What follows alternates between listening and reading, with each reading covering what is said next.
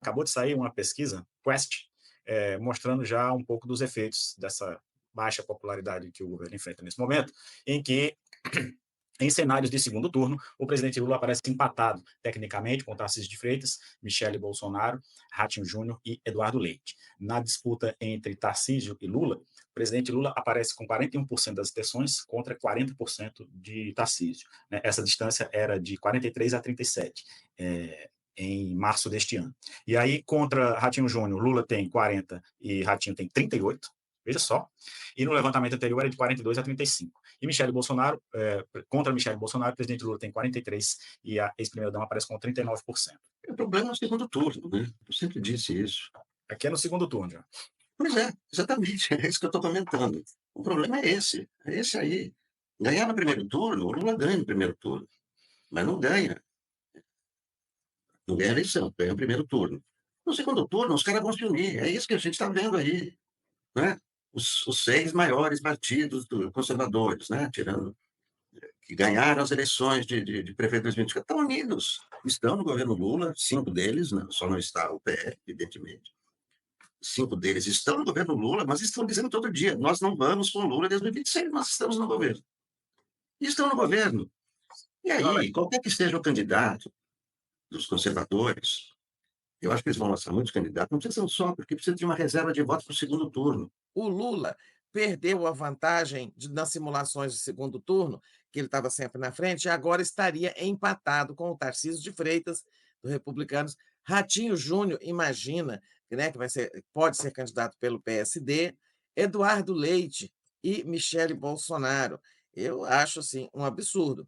Mas isso, por outro lado, confirma. Tinha alguém dizendo aí, no debate que eu estava, que a baixa popularidade, a perda de aprovação, não influenciaria os índices sucessórios do Lula. E eu dizia que sim, olha, isso vai se converter em perda de vantagem na disputa presidencial. Eu achei aqui umas lâminas, Tereza, desse cenário aí para a intenção de votos para presidente. Pois é. Então é o seguinte, deixa ela aí, já a gente fala dela. Então, assim, esses números da parte sucessória da pesquisa confirmam o que eu estou falando. A baixa popularidade, ela não fica na baixa popularidade só, ela contamina o quadro eleitoral também. O potencial eleitoral do Lula é afetado, sim, pela perda de aprovação do seu governo, pela redução da sua própria aprovação.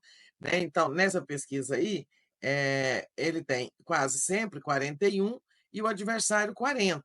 Né? Com a margem de erro de 2 pontos, isso significa empate técnico. Né? E tem lá um número grande ainda, 14% de gente que vota branco, vota nulo ou diz que não vai votar, e 5% de indeciso. Eu até acho que está assim, já está bem grande, já está bem reduzido o número de indecisos, ou seja, as pessoas é grande já o número de pessoas que sabem em quem vai votar. Na pesquisa, por exemplo, em relação ao Tarcísio, agora 41 a 40, na pesquisa anterior, Lula tinha 43 e o Tarcísio tinha 37, né? Mais para trás, essa diferença, assim, Lula chegou a ter o dobro.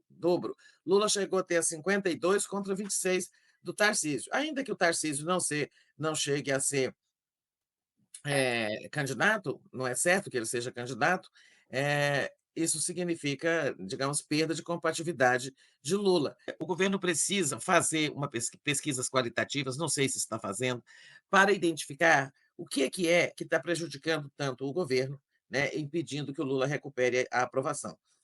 Tereza, deixa eu só antes de você terminar, porque tem uma outra lâmina que coloca o Lula contra o Bolsonaro, que não deveria, né? Porque o Bolsonaro está inelegível.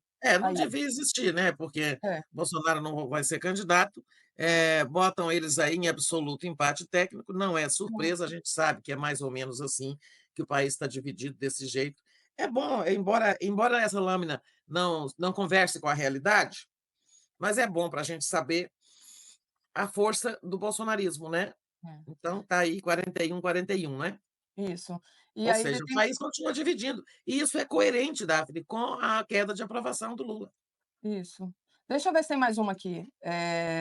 Tem contra o Eduardo Bolsonaro tem 34, o Lula 44, e mais uma, aí já é intenção de voto para É, presidente.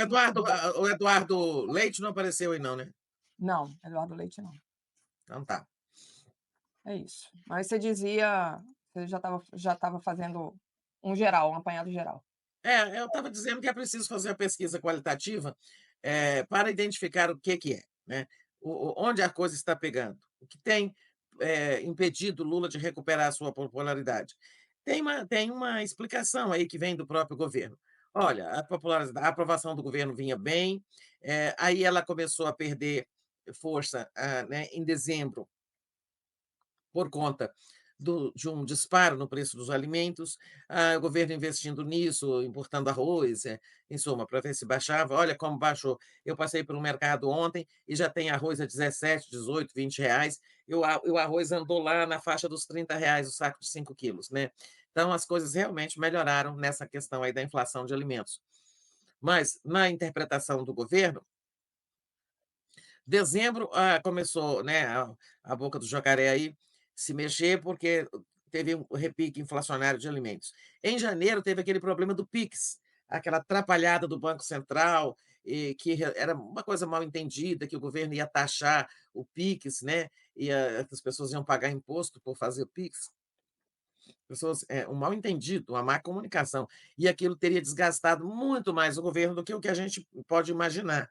E ali, realmente, a pesquisa que veio em seguida já veio com desgaste. E o governo investiu muito, mexeu na comunicação, fez muitas mensagens, muita entrevista, muita viagem, muito isso, muito aquilo. No entanto, não recuperou, porque veio algo que acabou de danificar a imagem do governo, que foi a crise do INSS. Então, a gente teria aí essa combinação, essa sequência de fatos, né? Todos minando a aprovação do governo. Alimentos, depois PIX e depois INSS. Será só isso? Não sei, é preciso investigar, né? É preciso fazer pesquisas qualitativas, aquelas que você põe todo mundo junto numa mesa para conversar sobre o governo.